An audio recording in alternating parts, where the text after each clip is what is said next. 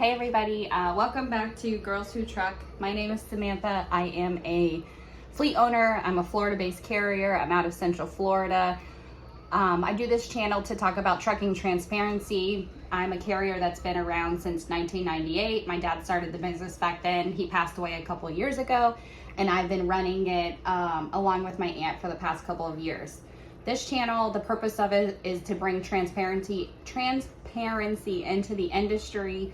We are a more than fair carrier. We run reefers and also dry vans. I do only have one dry van guy, and the rest of my fleet is reefers. We are out of Central Florida, so we do lose a lot leaving the state, and our insurance premiums down here are high, but can't help where I live. It is what it is. So what I wanted to talk about today is going to be what my fleet averages per mile for months at a time. So this year I started I started one new trucking software where I am now keeping track of all of my miles in it, where the loads are going. This is a new software that we've never had before, so this is the most accurate my data has ever been. My dad ran this business old school. He was an old school guy. Before he ran a trucking company, he worked for Ryder, and then also was high up in Walmart logistics many years ago before he branched out and started doing this on his own. He knows the transportation industry like the back of his hand, where I rely more on the knowledge that I can obtain in a computer screen because I'm a millennial. So that is what it is. But with this new information that I have, I've been able to make better decisions as a fleet owner, not only for myself, but also my guys. One of the things that I try to make sure that I portray on this channel is that I like my company to run as a family-owned business because it is. So ultimately, my drivers, the guys that work for me and make me money, are a part of my family. So the more money they make, the more money I make. But obviously, they're the ones out on the road doing the work, so I rely heavily on them to keep the trucks rolling, pick up the loads, deliver them on time, make our company a good safety score rating so we can work with anybody, which we can now. So what I wanted to talk about is just going to be the information that I've never had before, which is total miles and then our total revenue. So I have information for the months of January and then also for February, now that February is over. So I just wanted to share it with you guys. So for the month of January, I was running 11 trucks, and they were going, we go all over not all over the United States. We go over towards Texas, up towards Minnesota, and then back over. We generally, because I am I'm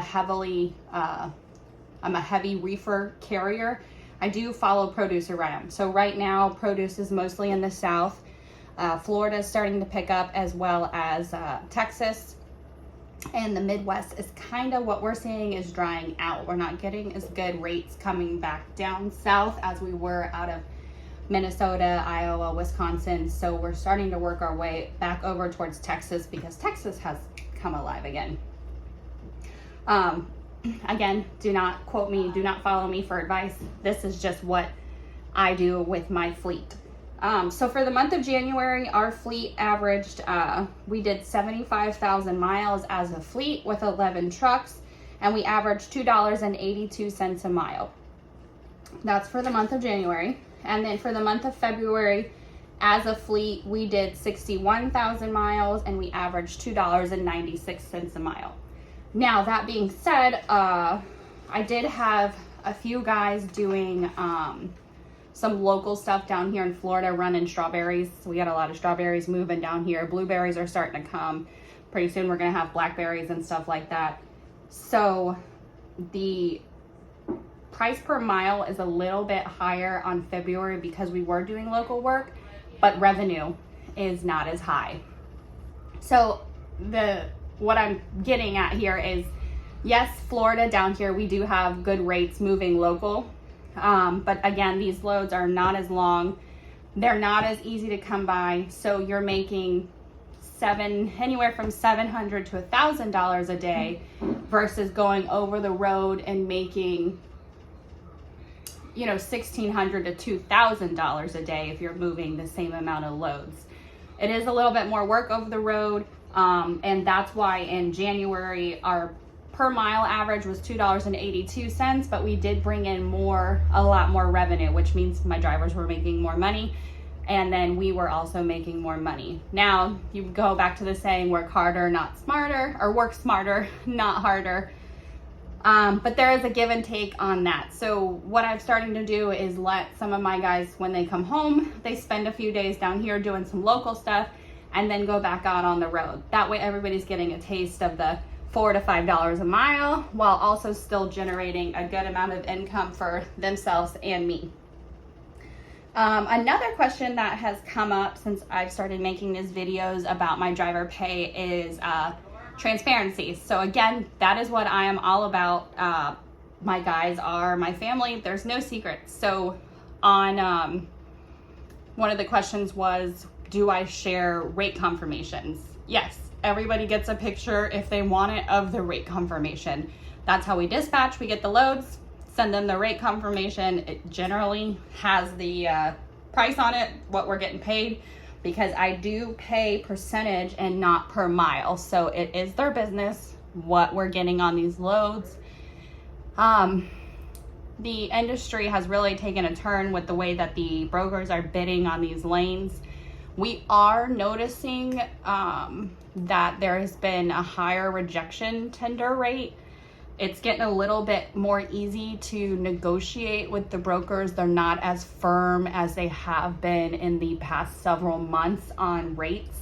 So I'm hoping, and from what I have been reading on, I follow FreightWaves and just a few other pages on the industry, is that the turnaround could be coming sooner rather than later. Now, they have said this before, that the end of 2023 was going to be when things start turning around, the end of the first quarter, which we are now approaching the end of the first quarter of 2024, and we really haven't felt that. So like I said, January, I did bring in more revenue than February. Some of that was because of the big snowstorms, I believe, up in the north, which was pushing higher rates. And then now that everything's kind of dried up in February, we're not getting as much of that. So another thing that I wanted to share is what I just talked about with the January being a little bit higher. Reefer freight has fallen from pushing $3 a mile in January to now $2.65 a mile in February, which is pretty significant. So we're losing 30 cents a mile almost on some freight. Now, like I told you guys, the Midwest seems to have fallen out. You would think because it's produce season, that's what a lot of people are going to start saying. The rates are going to fall coming into Florida because they're going to claim that produce is happening down here and you're going to get great rates going out, which is just not true. A lot of the big brokers have gone in and undercut. I mean, I am in the middle of these strawberries. So I have Berry Boss is near me, Aston Strawberry Exchange is near me, Sizemore, Grimes Produce, everybody's around me. So we haul strawberries often, and the rates have just not been back up to what I would consider standard, but it has become more flexible, and there is an abundance of the produce down here. But I would not, I have to come to Florida because this is where we live. If I were a owner operator or a carrier in another state, I wouldn't waste my time coming down here because the money is just not here. So that's what I wanted to share with everybody, just how my fleet has been doing for the last couple of months. It's been a little bit hectic around here. I've been doing a lot of cleanup. I'm trying to get organized.